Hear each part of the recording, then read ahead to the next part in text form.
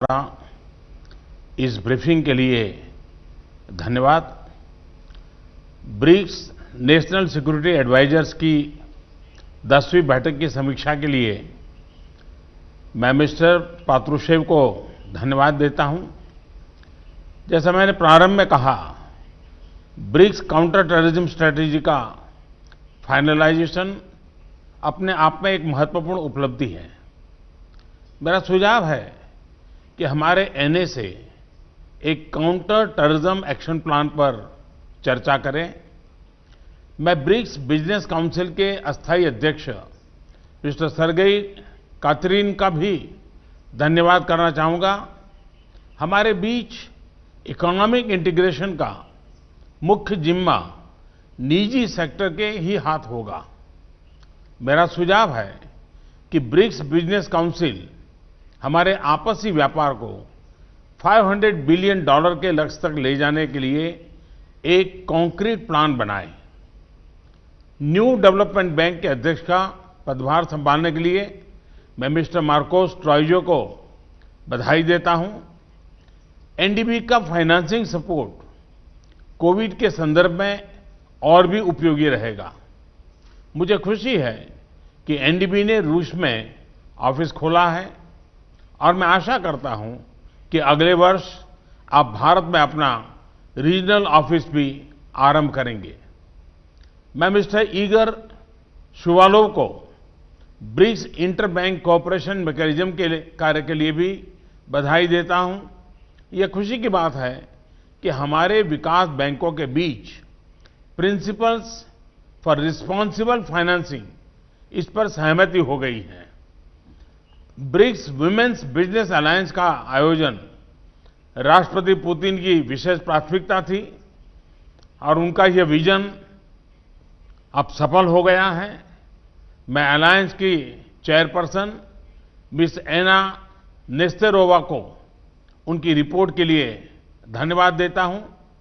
हम भारत में महिला उद्यमिता को बढ़ावा देने के कई प्रयास कर रहे हैं। आशा है कि इस अलायंस के जरिए इस क्षेत्र में इंट्रा ब्रिक्स कोऑपरेशन बढ़ेगा। एक बार फिर आप सभी को, विशेषकर हमारे मेजबान राष्ट्रपति श्रीमान पुतिन को मैं हार्दिक धन्यवाद देता हूं। राष्ट्रपति रामाफोसा, योर एक्सलेंसी राष्ट्रपति बोल्सोनारो, सबसे पहले मैं ब्रिक्स के सफल संचालन के लिए राष्ट्रपति पुतिन को बधाई देता हूं। आपके गाइडेंस और इनिशिएटिव की वजह से वैश्विक महामारी के समय में भी ब्रिक्स अपनी गति को बरकरार रख पाया है।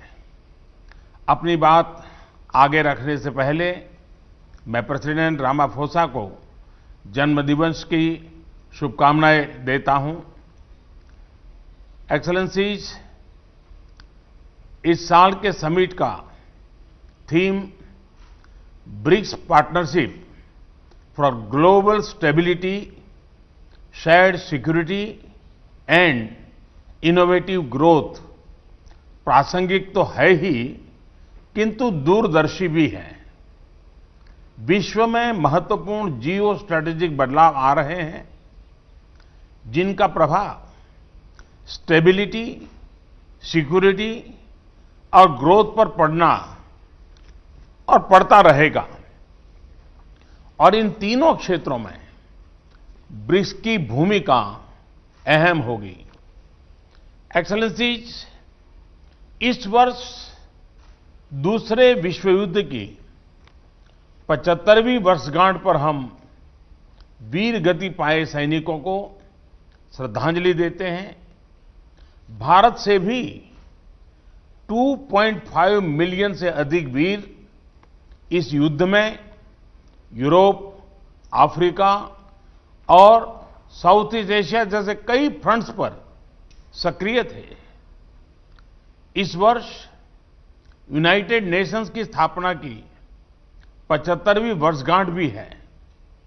यूएन के एक संस्थापक सदस्य के रूप में भारत मल्टीलेटरलिज्म का दृढ़ समर्थक रहा है भारतीय संस्कृति में भी पूरे विश्व को एक परिवार की तरह माना गया है।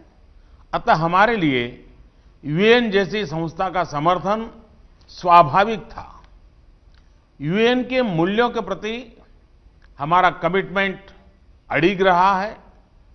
पीस कीपिंग ऑपरेशंस में सबसे अधिक वीर सैनिक भारत ने ही खोए हैं, किंतु आज मल्टीलेटरल सिस्टम एक संकट के दौर से गुजर रहा है। ग्लोबल गवर्नेंस के संस्थानों की क्रेडिबिलिटी और इफेक्टिवनेस दोनों पर ही सवाल उठ रहे हैं। इसका प्रमुख कारण यह है कि इनमें समय के साथ उचित बदलाव नहीं आया। ये अभी भी 75 साल पुराने विश्व की मानसिकता और वास्तविकता पर आधारित है। भारत का मानना है कि यूएन सिक्योरिटी काउंसिल में रिफॉर्म्स बहुत ही अनिवार्य है। इस विषय पर हमें अपने ब्रिक्स पार्टनर्स के समर्थन की अपेक्षा है। यूएन के अतिरिक्त कई अन्य अंतर्राष्ट्रीय संस्थाएं भी वर्तमान वास्तविकताओं के अनुसार काम नहीं कर रहे हैं। डब्ल्यूटीओ, आईएमएफ, डब्ल्यूएचओ जैसे इंस्टीट्यूशंस में भी सुधार होना चाहिए। एक्सेलेंसीज, आतंकवाद आज विश्व के सामने सबसे बड़ी समस्या है। हमें यह सुनिश्चित करना होगा कि आतंकवादियों को समर्थन और सहायता देने वाले देशों को भी दोषी ठहराया जाए और इस समस्या का संगठित तरीके से मुकाबला किया जाए। हमें खुशी है कि रूस की अध्यक्षता के दौरान ब्रिक्स काउंटर टेररिज्म स्ट्रेटेजी को अंतिम रूप दे दिया गया है। यह एक महत्वपूर्ण उपलब्धि है और भारत इस कार्य को अपनी अध्यक्षता के दौरान और आगे बढ़ाएगा। एक्सेलेंसी, कोविड के बाद की वैश्विक रिकवरी में ब्रिक्स इकोनॉमीज की अहम भूमिका होगी। हमारे बीच विश्व की 42% से अधिक आबादी बसती है और हमारे देश ग्लोबल इकोनॉमी के मुख्य इंजन में से है। ब्रिक्स देशों के बीच आपसी व्यापार बढ़ाने का बहुत स्कोप है। हमारे आपसी संस्थाएं और सिस्टम्स जैसे ब्रिक्स, इंटरबैंक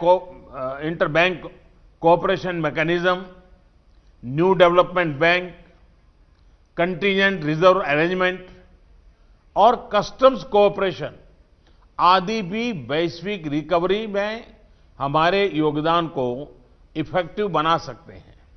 भारत में हमने आत्मनिर्भर भारत अभियान के तहत एक व्यापक रिफॉर्म प्रोसेस शुरू किया है। यह कैंपेन इस विषय पर आधारित है कि एक सेल्फ रिलायंट और रेजिलिएंट भारत पोस्ट कोविड अर्थव्यवस्था के लिए फोर्स मल्टीप्लायर हो सकता है और ग्लोबल वैल्यू चेन्स में एक मजबूत योगदान दे सकता है। इसका उदाहरण हमने कोविड के दौरान भी देखा, जब भारतीय फार्मा उद्योग की क्षमता के कारण हम 150 से अधिक देशों को आवश्यक दवाइयां भेज पाए। जैसा मैंने पहले भी कहा है, हमारी वैक्सीन उत्पादन और डिलीवरी क्षमता भी इस तरह मानवता के हित में काम आएगी। भारत और दक्षिण अफ्रीका ने कोविड-19 वैक्सीन उपचार तथा जांच संबंधी इंटेलेक्चुअली प्रॉपर्टी एग्रीमेंट्स में छूट दिए जाने का प्रस्ताव रखा है। हमें आशा है कि ब्रिक्स के अन्य देश भी इसका समर्थन करेंगे। अपनी ब्रिक्स अध्यक्षता के दौरान भारत डिजिटल हेल्थ और ट्रेडिशनल मेडिसिन में ब्रिक्स सहयोग बढ़ाने पर कार्य करेगा। इस मुश्किल वर्ष में भी रूसी अध्यक्षता में पीपल टू पीपल रिश्तों को बढ़ाने के लिए कई इनिशिएटिव्स लिए गए, जैसे कि ब्रिक्स फिल्म फेस्टिवल और युवा वैज्ञानिकों और युवा राजनयिकों की बैठकें। इसके लिए मैं राष्ट्रपति पुतिन का हार्दिक अभिनंदन करता हूं। एक्सेलेंसीज, 2021 में ब्रिक्स के 15 वर्ष पूरे हो जाएंगे। पिछले सालों में हमारे बीच लिए गए विभिन्न निर्णयों का मूल्यांकन करने के लिए हमारे शेरपा एक रिपोर्ट बना सकते हैं। 2021 में अपनी अध्यक्षता के दौरान हम ब्रिक्स के तीनों स्तंभों में इंट्रा ब्रिक्स सहयोग को मजबूत करने का प्रयत्न करेंगे। हम इंट्रा ब्रिक्स एकजुटता को बढ़ाने और इस उद्देश्य के लिए ठोस संस्थागत फ्रेमवर्क डेवलप करने का प्रयास करेंगे। मैं फिर एक बार राष्ट्रपति पुतिन के सभी प्रयासों का अभिनंदन करते हुए मेरी बात को समाप्त करता हूं। धन्यवाद। नमस्कार, मैं हूं मानक गुप्ता। अगर आपको हमारा ये वीडियो पसंद आया हो तो इसे लाइक और शेयर जरूर करें, और हां, हमें सब्सक्राइब और फॉलो करना ना भूलें ताकि आप देश और दुनिया की कोई खबर मिस ना करें। तो जुड़े रहिए हमारे साथ और देखते रहिए न्यूज़ 24।